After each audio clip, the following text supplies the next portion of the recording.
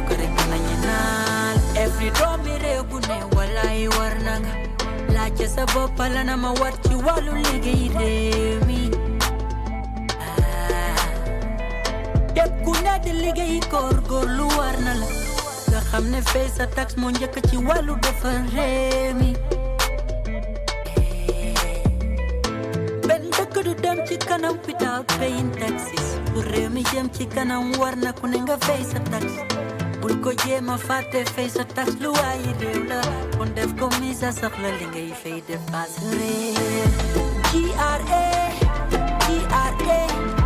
lu amo ko dollar pour mu fay ko tax GRA mira ko la namo ñana jola tu ko rek na ñenal GRA lu amo ko dollar pour mu fay ko tax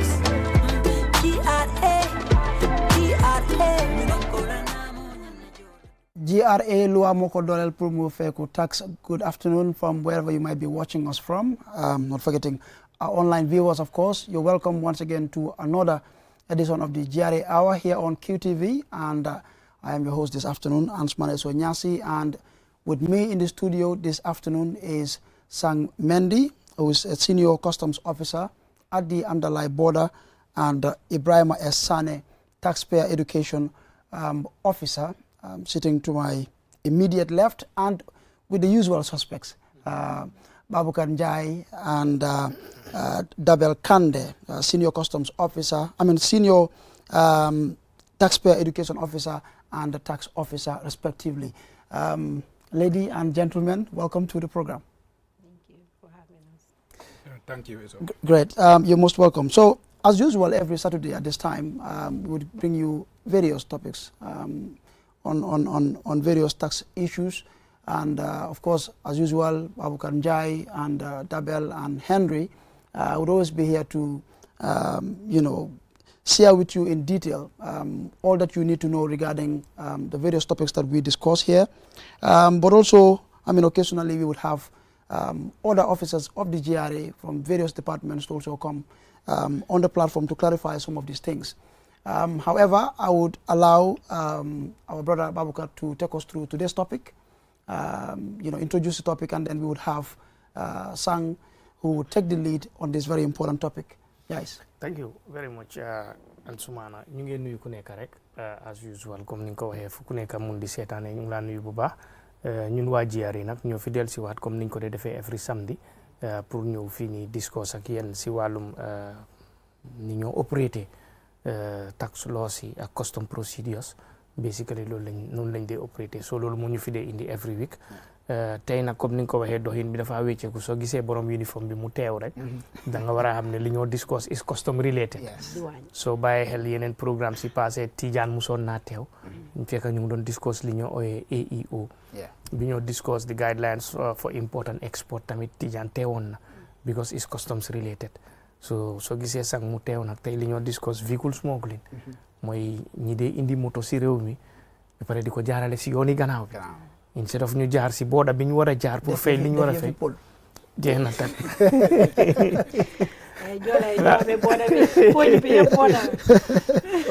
last week nag tooñoon naa fi gars yi benn tooñ nag after ma dem si dëkk bi ñu bari attaque ma ma ne gars yi ne waaye pol bi dañ demoon town benn dee mu mandi mu ne yee ko njam mi yarima buri kan doole moo min ne sangara naan naa la bi pare nga uppa nga doole because mu naa do the control boppam but like all said and done sang mooy jiite discussion bi waaw ñun di dañ nekk fii pour waaw translate ko moom li moo explain jërëjëf thank you Baboucarr so our topic this afternoon is on vehicle smuggling as Baboucarr highlighted in Wolof but Sang Mendy who is going to take the lead on our discussion this afternoon will take us through what vehicle smuggling is and then we will delve deep into other areas of this very important topic we're discussing today.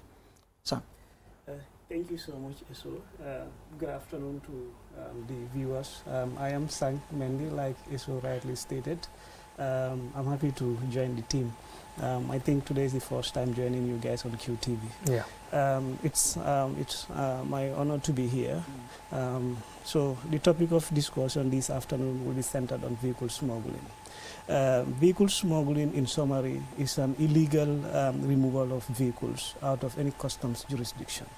That is to say, for example, if you import via Senegal, you have to pass to one of the borders. And then when every border that you get to, we have custom office there. So you need to pass through the customs where they will receive the vehicle and escort them to the headquarters. So where the duty will be assessed and paid. So any attempt to divert from going to customs to get the vehicles in the Gambia, that process is smuggling. Yes. So maybe I'll not go further. If you could explain this in our local language. Sure. Let me engage Ibrahim to take us through that. Okay.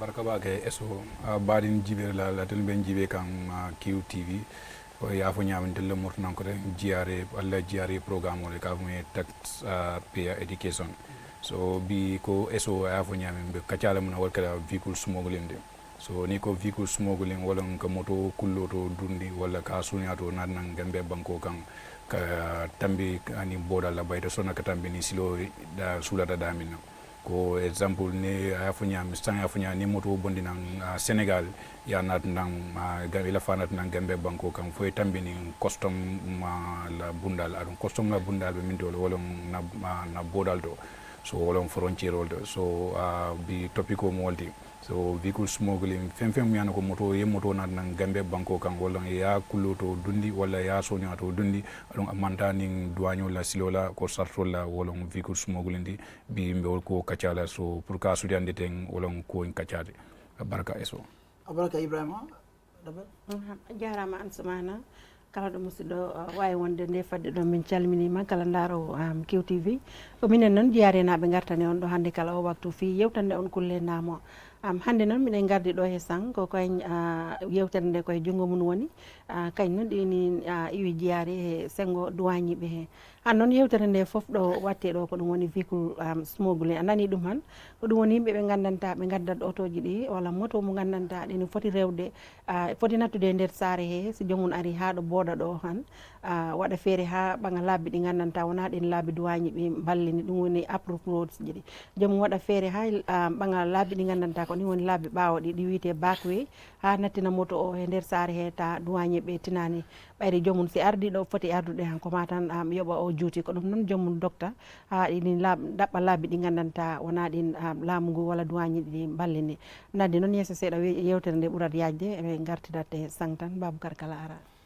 jërëjëf Dabel comme ni ko suma collègue si waxee Ansumana vehicle smuggling soo ko déggee mooy nga indi moto mu jógee bitim réew nga jaaree fi mu warut a jaar waaw because su dee dañoo discuss affaire yi border si su dee moto bi mu ngi jógee Sénégal ñaari entry point la si North Bank region bi is da nga jaar Amdalaay wala nga jaar Farafenni waaye da ngaa gis ne am na ñu ko dee indi ñu jaaree si yoon bi because border si dañ porous moom it ne border si dañ bari dafa bari ay ruuxa dafa bari ay jaar-jaar yoo xam ne ni nit ñi dañ fa dee mun a jaar ñu wiiree dugal moto bi si réew mi so loolu lañ dee oyee smuggling waaw tey nag topic bi loolu lañoo discuss den am naa si kanam tuuti sànq dina ko yaatal because first question bi boobu lañ dealt with nii mooy lan mooy smuggling waaw pour nit ñi understand because soo waree indi moto si réew mi su dee si port bi la war a jaaree boobu obviously gaal moo ko indi dina ñëw si seaport bi ñu def all the transactions ñu def all the clearing process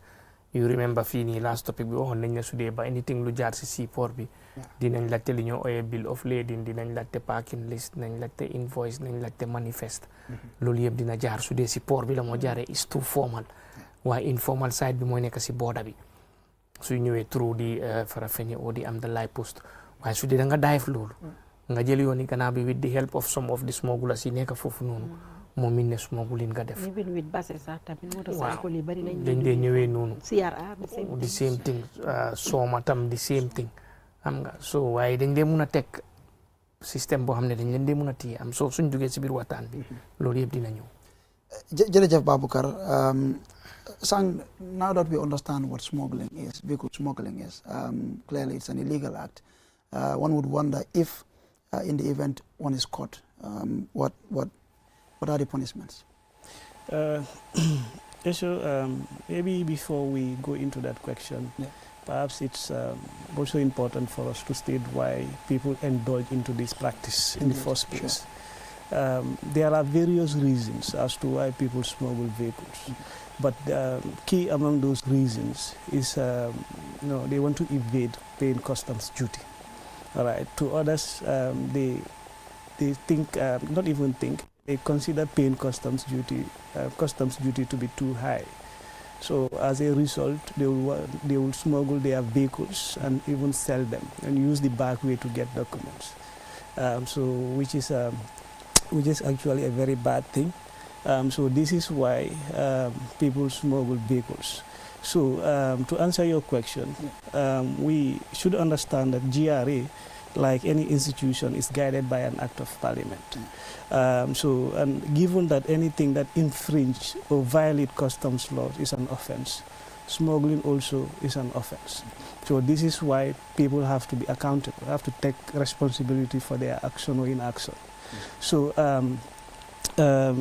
when you are caught in the act, our act is very explicit on that. You either pay 3 times of the duty, or we charge $600,000. Whichever is higher between the two, that is the one that you pay. Let me further state that if in the event that you cannot have that, then the vehicle would have to be auctioned. And there is a process that we go through in order to auction the vehicle. It has to be gazetted first, and then we auction, and then make sure that the duty that is lost it's recovered. Yes. Ivan. Okay. Baraka eso e sanyini kamuna ako una namol ke dabla vehicle smuggling de wala ke moto kuloto sunya wala ka bondi ka tam pour kana e tankar ni custom la ayem fuko jama mun dalilo mba ko ma wala pour e kana namo njo wala taxi duty indi jama mul ke dabla ni vehicle smuggling ke wala la main MD wala pour que bor nam kani wala mu ko duwa ñon ñande ko lay kam so yen fana ñin ka anata ñin ka ñin ko ni in case inata na luwa nata ne muta ni vehicle smuggling kono munon luwa ñande mu kulur sifal la lay kam ko san ya fu ñamin ko jiare mu bundati mu yana ko na banko mu kala National Assembly di wala sembo diara pour que ko tamandi so kam la nata ye muta etenyanta namo jola yadi emanna inara imoto na ne silo mu yana ko ne silo monta douane silo monta e be charge la 3 times of the duty nyande kam jo nata nyanda dal si kemelo jole nyande ke charge ko apita ko dal si keme saba inada nyini ga fana custom la fenko mamuna wol kan na mo inta ka kanim pour ka di mansala so mo jama e ke borñi ne pour kana na mota pour ka a joni na custom adulala on se danno janke abaraka ba ke Ibrahima dabe a jarama Ansu comme no sang haalir ni tan ko taki ha yimɓe ɓe si ɓe nattina moto e nder saare he jomum faltake rewde lawol ngol gandanta ko ngol lawol duwañi ɓe ballini sang noon haali folo o ko fi jommunta dogde yobde o naamo ɗum woni duty o custom duties walla ɗimmo o jommunta e nangi wondema naamo ɗinin séri ɗinin serani ɗum wawta noon yobde jommum ɓaga o moto ɗaɓɓa yimɓe balla ɗum mo heɓa lawol ɓawo ha nombo yettori e nder saare he woɓɓe bom jahata ha ɓe jeeya moto o ɗum foof ɗini yiye e nder saare he siko noon ha joni miɗen gandina on wondema ɗum noon yadani he luwaji ɗi gandanta ko ɗin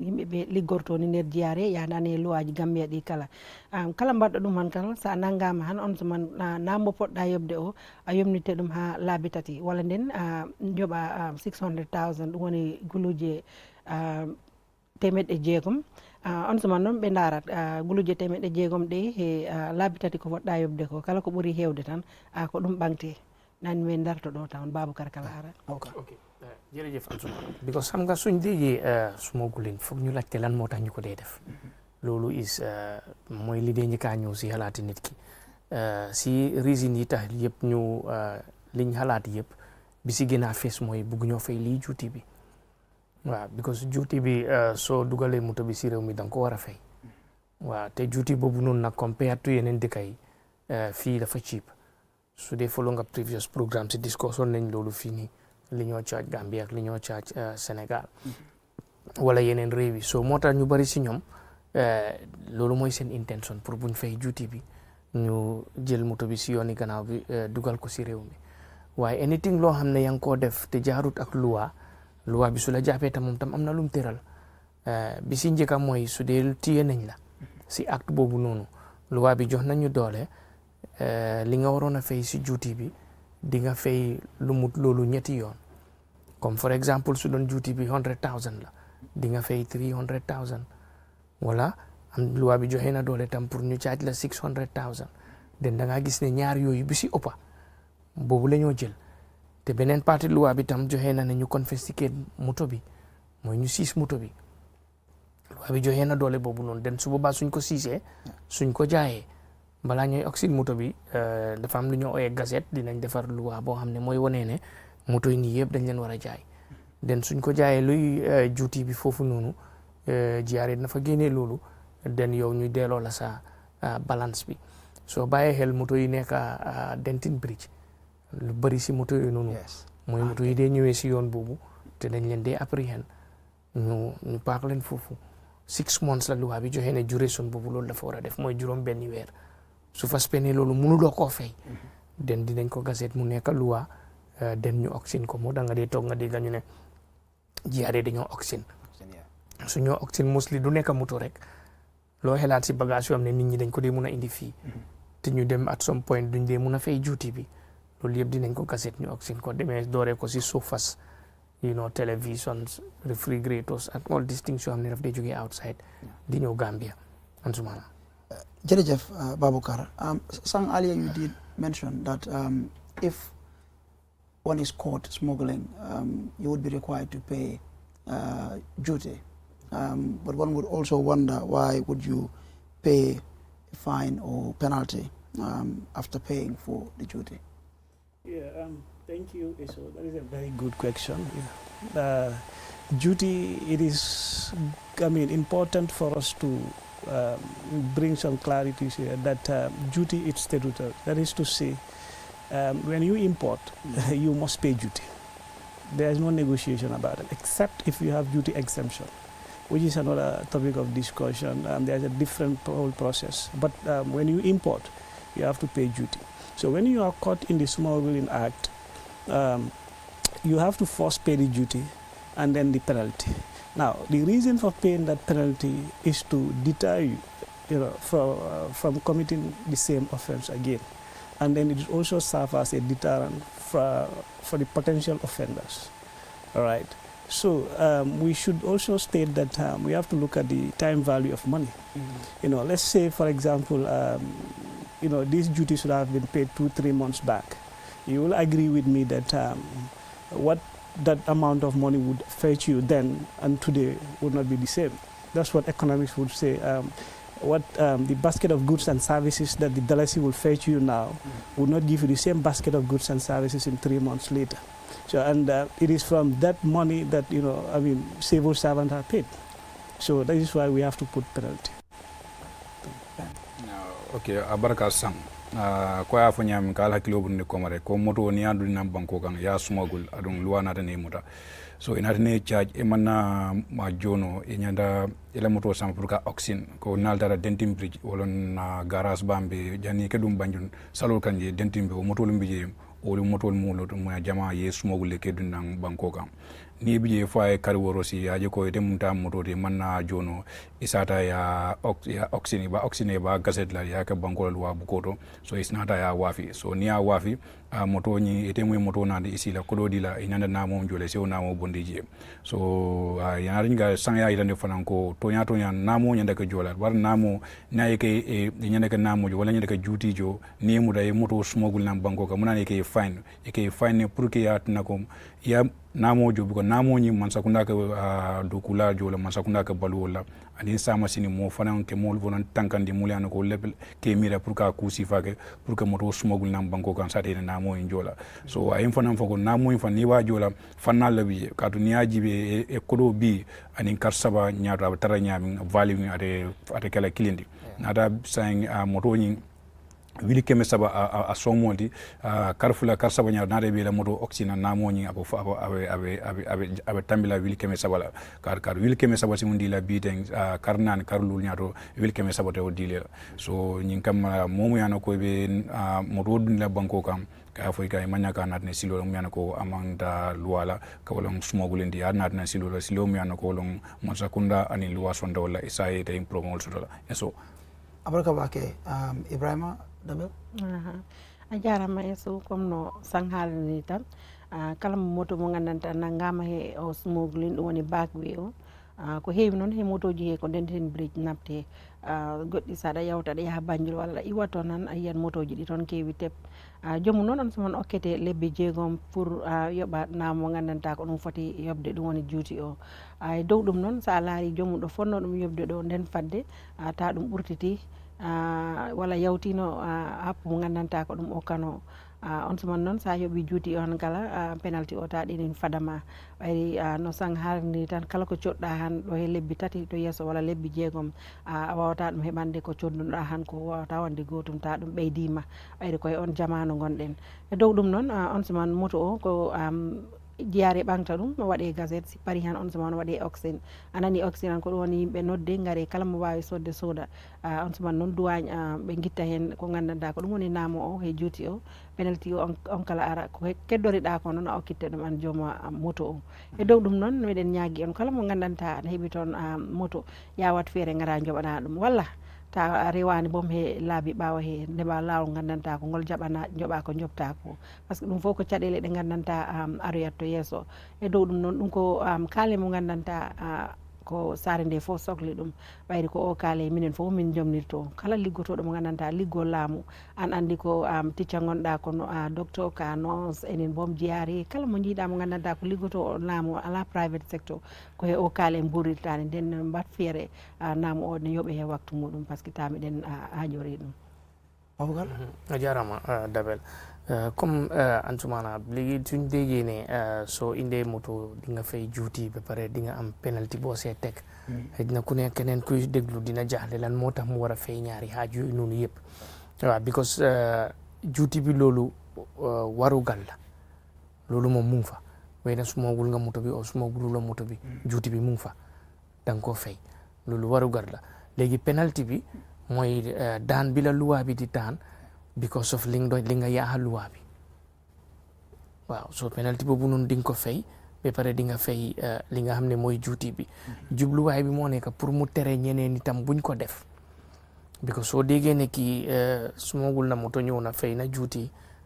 teg nañ ko tam ne dafa war a fay penalty mu fay loolu noonu yëpp nga calculer loolu yëpp li mu war a nekk si xaalis Yeah. du la ko jaral pour nga war a smuggle moto nga ñëw fay benn duty maybe 60,000 maybe 70,000 maybe 40,000 maybe 56,000 depending on ban façon ngi moto la so du la ko jaral because suñ demee bi war a lifin penalty bi di nga fay close to more than 2 3 4 500,000 si loo xam ne na benn 60 nga waroon a fay rek wala 65 wala 70 depending on façon ngi moto bi te xam nga Ansumana ku nekk si ñun war naa mun a proud ne maa ngi contribute si jëm kanami réew mi because ñun ñëpp mun nañoo toog ne waaw dëkk bi lam nañu defal dat loolu sa right la dëkk bi war nañoo def lu bëree bëri waaye yow tam sa responsibility bi njëkka si dëkk bi mooy nga fay tax nga fay juuti lim gën a tuuti loolu sa contribution la pour réew mi mu dem kanam because juuti bi ñoo fay ak taxes yi ñoo fay xaalis boobu la nguur gi di jëy di fayal civil servant bi mboolem kuy liggéey si nguur bi loolu lañ laa fay te civil servant bi ñun ñëpp one way or the other am nañ fa njëriñ because suma doom mu ngi dem si school boo xam ne government bi ñooy fay teachers yooyu suma doom mu ngi dem si lopitaan boo xam ne government baa koo fay te soo gisee man maa yow ak keneen ñu mun a tëdda suñ néeg ñu nelaw ba bor set dafa am ko responsible suñ security ñu ngi tëdda di nelaw moom mooy doxal guddi bi yëpp mu ngi patrol pour meeg soo maa yow ñu nelaw dara du xew te nguur bi ñooy fay salary kooku tam xam nga soo ku nekk si ñun di small luñ contribute dafa am impact bu moo def si loolu because threshold bi suñ demee si tax bi ñoo ooyee PAYE mooy salary bi ñoo dog si suñ tax bi ñoo dog si suñ salary si moom mooy expat bi lum bon loolu noonu threshold bi su dee sa salary is more than $2,000 su dee benn dalasi tegu na si da nga war a fay tax am na kuñ mus a génnee pay slip am si internet bi du ma wax ban institution la day liggéey waaye every month ñu ngi ko dog $198 mo looloy contribution am su keneen ak keneen contribution loolu mut na salary benn nit waaw pay as you earn am bariwut su fekkee yow sa am bi yëpp si at bi yëpp is 24,000 kenn du ko tax waaw waaye di moment mu topp tuuti rek $2,000 $1 sax foofu ngaa dooree te boo xoolee li Baboucarr pay as you earn la rek yooyu amul benn lii comme ni nga ko waxee kii fay $100 and something tey soo xooloon li moo am so noonu la mbir mi demee rek yes Great. Jërëjëf Dabel Baboucarr ak Ibrahima ci leeral boobu. At this point, we would like to open the telephone lines, for all of you out there to also, who may want to join the discussion, or even if you have questions or maybe clarifications that you need, Sang, Ibrahima, Baboucarr, and Dabel are here to help us with that. And hopefully later we would have Henry as well to help explain some of these things. But just very quickly, the numbers will be displayed on the screen very shortly. But in the meantime, you can call 5050-505, 5050-505, and you would be able to take part in this very important discussion that we're having here. Sang, let's have a look at measures as well. Now that we know what smuggling is, and the penalties attached and all that, what are some of the measures that the authority has also put in place to either mitigate or stop vehicle smuggling? Thank you once again, Eso. Recently, the authority has embarked on a series of reforms and modernization programs that are centered around and rested on digitalization and automation. I am quite sure you heard about the migration to the Asikuda wall. So it's one of the reform programs. So what we do at the borders in order to mitigate or stop this smuggling is we make the best use of this Asikuda wall that we recently migrated to. There is a module that is in the Asikuda wall that we generate. Now, that is to say, when we receive vehicles from Senegal that are imported via Senegal to Banjul, when we receive them at the borders, we log into the Asikuda, we generate what we call T1. So T1 is just a document that will indicate the entry point of the vehicle and the final destination of the vehicle, all right? And then the estimated time of arrival between from the entry point to the final destination. That's what T1 does. So now you would realize that in the process of now escorting them from the border to the headquarters for payment of duty, if any diversion takes place, then the T1, if the estimated time of arrival elapses, then the system will notify the officer in charge that these vehicles were supposed to arrive, but the time has elapsed and they are yet to be here. Then it is sending a signal that perhaps diversion takes place or something is wrong. I'm afraid we have a caller on the line, son. I'll come back to you. Hello, assalamu alaikum. Hello? Yeah, hello? Hello? Hello? Hello, assalamu alaikum. Hello, caller? Well, I'm afraid you may have to call back. ñuy ñaan rek képp ku call rek na nga déglu sa bopp si téléphone bi nga wàññi volume télé bi tamit sang. So thank you. So in fact the norm used to be when we receive them, we will assign officers to escort them to the headquarters where they will assess do the duty and then pay the duty. But now what we do is sometimes we have so many vehicles, and maybe one person cannot cannot escort all of them, from the border to the headquarters. So with T1, now it makes life very easy for us. So if there is diversion along the route, the officer in charge of the system would be notified, and then the officer would also communicate, and then the appropriate action would be taken. So that is one of the measures that we put in place. So before Ibrahim will come in, I understand we have another caller on the line. Hello, assalamu alaikum. Wa alaikum salam.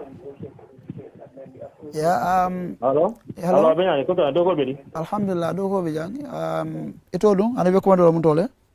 Mr. Ba from Baseyu Ara. Mr. Ba, okay, mbe bismillah programme to. Isela mo no telephone to dorong wala jam fa tele la do monde.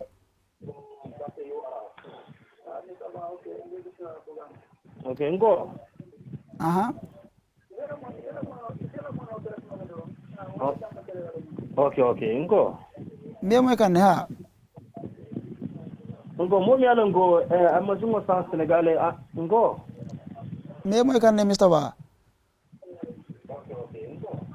Ela moy telephone to dorong ye jam fa tele la. Wala vol mo nyim fantala.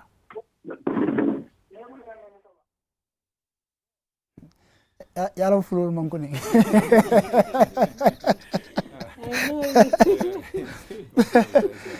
Please mbe dadi no ni mom moy call loke ela telephone o nying ala vol mo nying tala wala ye jam fala ela moy telephone to dorong ye jam fa tele la yam ila moy tele la ila moy mobile to dorong wala ye vol mo nying tala képp ko rek ñu ngi ñaan nga wàññi volume bi bam ses wala nga sori télé bi déglu ñu rek ci téléphone bi. Okay, am nañ beneen caller ci line bi. Hello, assalamu alaikum. Wa alaikum salam. Okay, Mr. Ba. Aha. Yalon fulolu man télé long. Jam fa télé la do mon do yalla moy téléphone do. Bismillah. Ngo. Naam. O melo ngay mazungo sa Senegal ata douane Gambia. Ha. Est-ce que la ñoom is it possible? Ka bonang Senegal ka sama nang Gambia. Ha. Okay. Ka kala Gambia. Yo Ibrahima je ko indil sayente. Inshallah. Dogo su mo jama iko Gambia mazungo ola da serta katami Senegal kati. Okay. Okay, sain mul jama ka mazungo sa Senegal ena douane ke Gambia ay buri Gambia no problem. Okay. Nga Lokto ola nyini kala ale molu fo mo bakala nyabi. Okay, abaraka bake nga ñin ka ñu moyle Okay. sang ning Ibrahima je sen yan la sayente. Abaraka bake. English or Mandinka?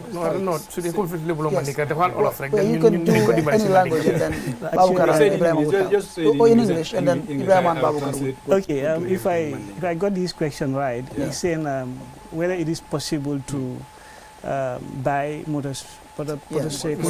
motorcycle from Senegal and then pay duty in Gambia. It is very, very possible. That is also importation. So, and anytime that you import, like I stated earlier, you have to pay customs duty. So anytime you bring goods, importation by definition means bringing goods outside the Gambia. Very well. So if you bring in anything to the Gambia, it's importation. So since so long as it's going to stay in the domestic economy, that's its importation. So you must pay the duty. That's what I say. That is a statutory obligation when you import. So when you get motorcycle from Senegal to Banjul, you have to pay. You have to pay the customs duty. Okay. I think Mr. Ba comme mbe demala rek na yatra comme yale be kol ki kam passé. So am sone ka raidal sanne ka bonang basela Senegal en nin tudu welingara kadum nang ni nata sabi is ida eta sabi post ninto wala eta ba na base customs post ninto ye customs duty nyin joje den di wela kay tol be dile lale memba itandi la ko raida nyin nyanta borila sate nyin kono janne so nak bot ibaje lale ko niwo soto ye duty nyin joje den be kay tol dile raida nyin fanansi bori no what is very important. Let me even add that because duty, it's the starting of everything. Without Nemo duty Joe, it's a number plate so it's like rider from register. Okay. So duty it's the foundation of everything. So near Bagasol Bondina, let's say rider, yes, and Senegal, case and man in Gambia. You know, even though you got the better border, but about time better Gambia. Inyanta jude in jola so near jude in jo ibo kaito le use like GRA the domestic tax department to issue them with the clearance and then a number plate on the police all blue so duty wo inyanta o jola. I would like Double to explain that in full for the bus some moki poli bala ñoy fogg ne jettu ko fala sawar bu nga ré yo xam nga ne wa basse dinañ fogg ne jettu ko fala la tili du jettu ko fala ok comme ni ko Mr. Ba laajte rek musiba am fulbe Mr. Ba non lam dimo wonde masa sodi motorcycle Sénégal a fala dum natinde nder Gambia ho ayeba duty nde mbiyan be ko ma jaba juuti tanon ko velingara jomun itti dum han inatta nder sabi atawat ton suntu seydi fan suntu seydi kan fay okay suntu seydi fay ko on wonani minen sabi wala an ngara ha man sa jang ko don kala office amen mawdo woni nder base si tanon ko to bodaji goddi dum woni soma wala amdalay wala farafeñi hajo duwañi be benin ton kala do mbawda sodude bagage an natta nder gambi han ko ma jobana dum duwañ don pour labbinen. Sang, I don't know whether at the departure point, do they need to pay anything like processing fee or whatsoever? But I just don't know. Because sometimes you buy goods from Senegal, you pay something before. Yes. I do understand. Yes, normally what happens is when they enter the Gambian market, the Gambia, at the borders, so that's where the process starts from. So the processing fee, those are components of the duty. Those are part of duty element. When you look at the breakdown, you know, we have the processing fee, the eco levy, the AU levy, environmental tax. Those are everything adds up. The summation of all of that. That is what the duty that we are talking about here. You don't need to pay anything for the Senegalese custom. Anything. There is no duty at that. From the Senegalese side, I wouldn't want to talk more about that. But normally, you know, when you what happens is we have what they call the transit.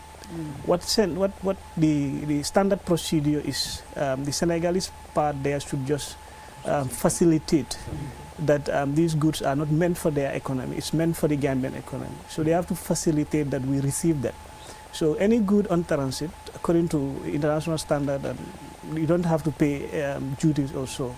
Transit is always freedom of transit. That is Article 11 of WTO, TFA, I mean World Trade Organization. So there is freedom of transit. So the goods will just have to pass through Senegal, but they have to be facilitated to the Gambia, since they are meant for the Gambian economy. So that is where the duty will be paid. Great. Okay, so at this point we will take a short break, but we will be right back, and you know, be sure you will still be able to call and contribute to the program or even ask questions when we're back. We'll be back in a moment.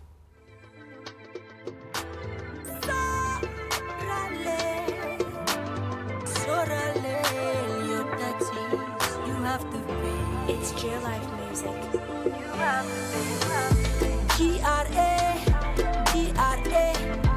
loi moko dolel pour mu feku tax.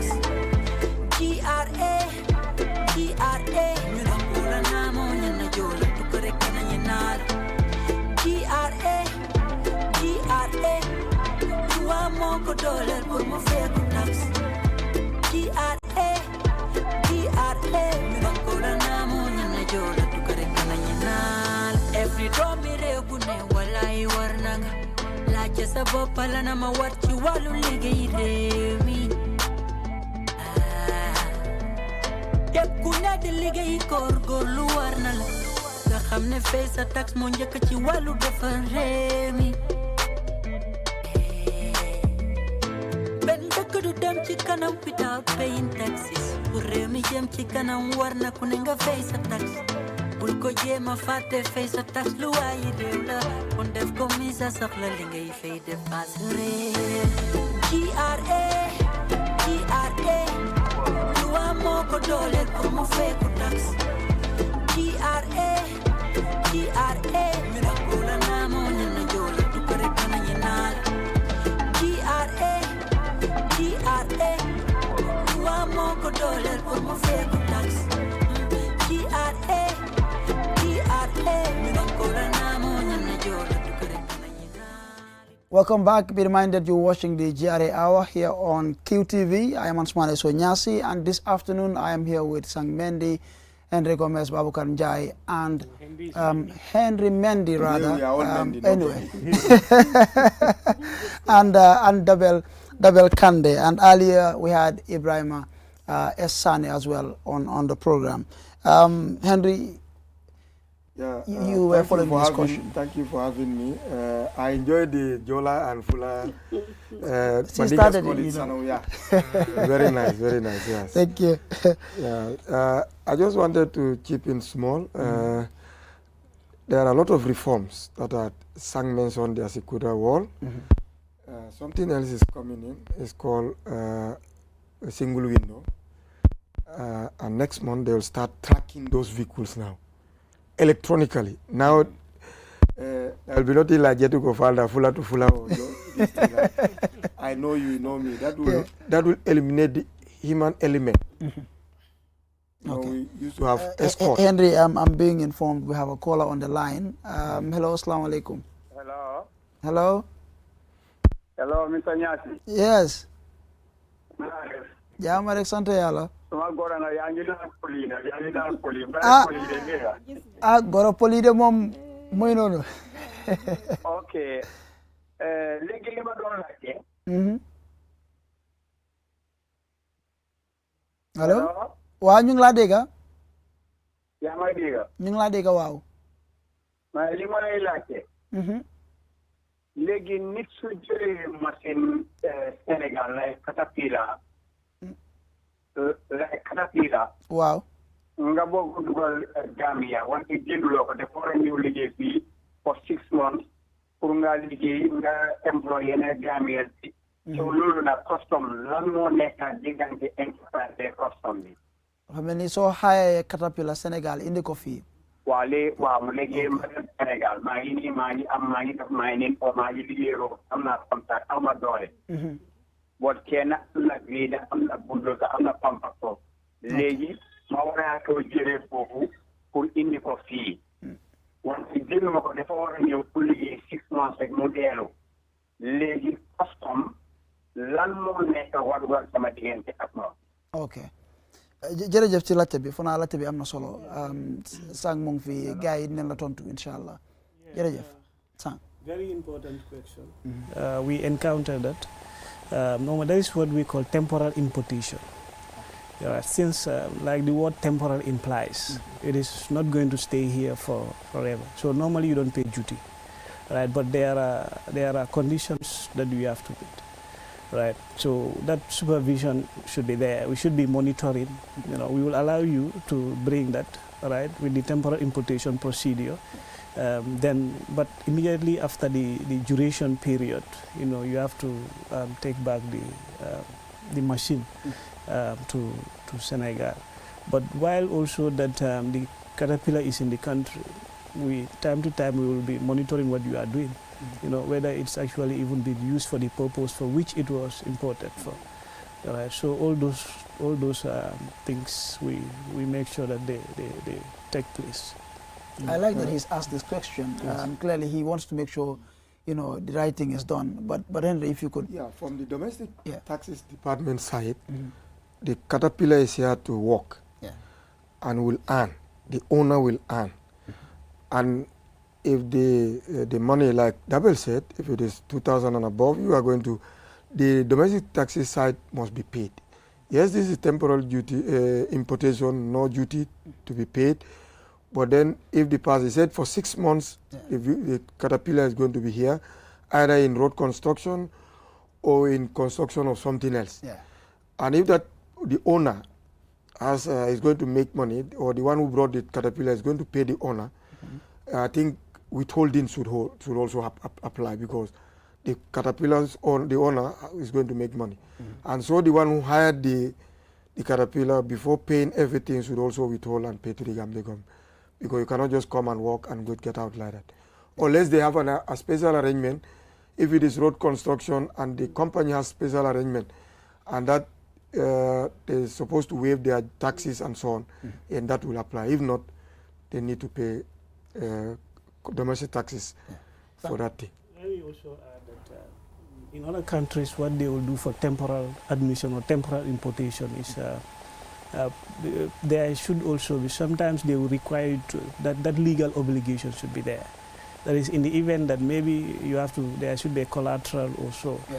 All right. That is, okay, if this is the duty that you have to pay, you can either pay to GRA. By the time you are going back, we can give you back the duty, or there should be a bond. That is, in the event that you default, then this is what you, so those are all conditions, but you don't pay duty for temporal admission. Yes. Maybe Babukar, if you could say that in Wolof as well quickly. Yes, wow, thank you. Caller. Oh yeah. Yeah. Comme liñ doon wax rek mooy kooku daf doon laajte soo waree indi caterpillar la seesi ba jógee ko Sénégal mu dugg Gambia ndax dina fay juuti dina ko déedéet hence temporal la time la fay am waaw waaye di nga gis ne loolu du tax dinañ ko monitor mooy dinañ ko toppa ndax ñu xool ndax lim wax loolu moo nekk di xew waaw waaye da ngaa gis ne comme su dee indi na ko fii si wàllum domestic tax li ñu wax nii wàllum custom la su dee wàllum domestic tax indi na fi caterpillar bi waaye mu ngi liggéey di am xaalis léegi dafa war a fay li nga xam ne mooy tax bi waaw because tax mu ngi based on income comme que yaa ngi am koom-koom rek war ngaa fay wàllum juuti bi moom boobu jaala na comme que nekkul di fi am nekkul pour ñëwul fii pour des dafa ñëw fii pour waxtu bu gàtta waaye loolu tam customs dinañ ko monitor su dee téye nañ la nag ne li nga wax ne loolu xewut den loolu beneen site la boo xam ne di luwaa bi dina di la yow si loolu waaye comme que mu ngi fii te yaa ngi am koom-koom da nga war a fay li nga xam ne mooy income tax bi waaw. Great. I'm being notified that we have about 5 minutes, but Dabel, just quickly in fuller. Jarama eso no Babukar haalni tan onon ko lamdi ko ɗum woni sita itti caterpillar Sénégal gaddam ɗo pour liggoroɗa mo yoɓanat hen juuti sango haali wondema ɓari ko lebbi jeegom tan mo wiyo ko temporal importation wonta ɗon yoɓantake juuti siko noon time to time ɓe jaha toon ɓe gacitoma hakkille ɓe daara ko he dow hoɗum gonɗa o ko mbiɗa ko ɗum battanin so a waɗani ɗuman noon on suman juuti o yoɓat ɗum siko noon ta ko mbiɗa ko ɗum batta han juuti o yoɓta he dow ɗum kala noon ta ko side amen domestic tax tan saɗa waɗa generate income tan ko mamin gara min mbiyama ni heddima noon e an ta ko labbi fewniteni walla goɗɗum ko ɗum jaɓodirɗa he laamu ngu ha ɓe guittanama ɗum ɗon kala ko hunde nde gandanɗa ɗini wonani hon sengo hoore muɗum Jarama, Dabel, maybe just on a final note, Sang, if you could emphasize the need or importance for vehicle importers to comply with the GRA and cooperate with them as far as paying of duty and all that is concerned. Thank you so much. Compliance is something that we attach so much significance, such that in fact, if you are that trusted trader, there are a lot of benefits that even come with being compliant with your tax obligations. So the hurdle that you go through as a compliant trader, it's different from somebody that is a non-compliant trader. So if also you have found one thing, it implies you are not compliant trader, and there are punishment for that. So imagine you have to pay, let's say, 55,000 for a small car. You use the smuggling process, and then you are caught. You will pay that 55, which is statutory payment that you have to make. It's a must. Then on top of that, you have to pay 3 times of that 55,000. So what is the need for that? There is no need for that. So I mean, you having to pay 55,000 because of for some reason you want to use the back way, and now you are charged 200,000 or so. So compliance itself, we also reward people for being compliant. So it's something that we that we attach so much value at GRA, and we keep on making these sensitization programs for people to understand why do you actually have to comply. There's a program here where you talk about the authorized economic operator, where that compliance is also being discussed. That is, if you are a compliant trader, when you bring goods, you don't have to pass through those custom procedures. We have that degree of trust in you. Then we can even allow you to move out your goods from any customs jurisdiction where you will not have to pay the demurrage, either demurrage at the seaport or from the shipping lines, because of you are a compliant trader. So maybe in another program we will discuss more on compliance itself. Thank you, Sang. Just under a few seconds, if you, even Mandinka quickly. Badi Mandinka ka moelal mole kiriro ke ko night Caterpillar fena. Be manager ka ko duty tije ba binale ka volume temporary importation abe dunala rek ala do ke na pareta ta. Baranga milla faje wolem na soto ke jang Gambia domestics anyanda ko jo. Sa comply ko natra ireka business o ke Gambia andu ka lual no ma nyama kudol bije mi alon ko nenenga fonu jang authorized economic operator ibe ku jamal le soto la mi alon ko iban na fa soto la in ko to barnik e mom mom yalon ko jat o te fana be fola ku jamal. Abraka back Henry Dabel quickly under a few seconds. Emphasize that, Okay. Den nyago tan yimbe be kala mo gandanta do foti yobde namo ya wat fere ngara nyoba namo no buri yawde ni bayri ko Gambia fo ajora o kale compliance non sa nani mon ko dum jotni minen do hande o programme fi tan yimbe be gandana fi jiare ko dum min battanin hono min jollito namo kala kala kettudo do o programme wada laran kala min jarima on jarama next week inshallah. Jarama Dabel guys. Well, thank you.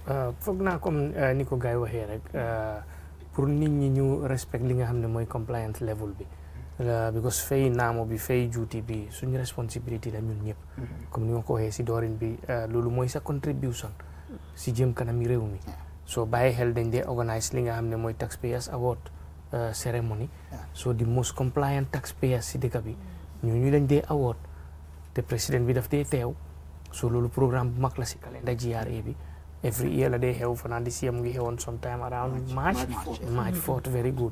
So next year tam mu ngi ñew. So the most compliant taxpayers for the whole of this year next year nañ leen award. So ku nekk su ñun war na mëna fay pour nga feel na war nga sé mëna bok. Yeah. Jerejef, viewers, I'm afraid this is all the time permits. On behalf of Dabel, Henry, Sang, Ibrahima and Babukar and the entire GRA management and staff, we thank you for being with us. And for those who called as well, we appreciate your calls. We look forward to being with you next week, same time, inshallah. Until then, thanks for watching.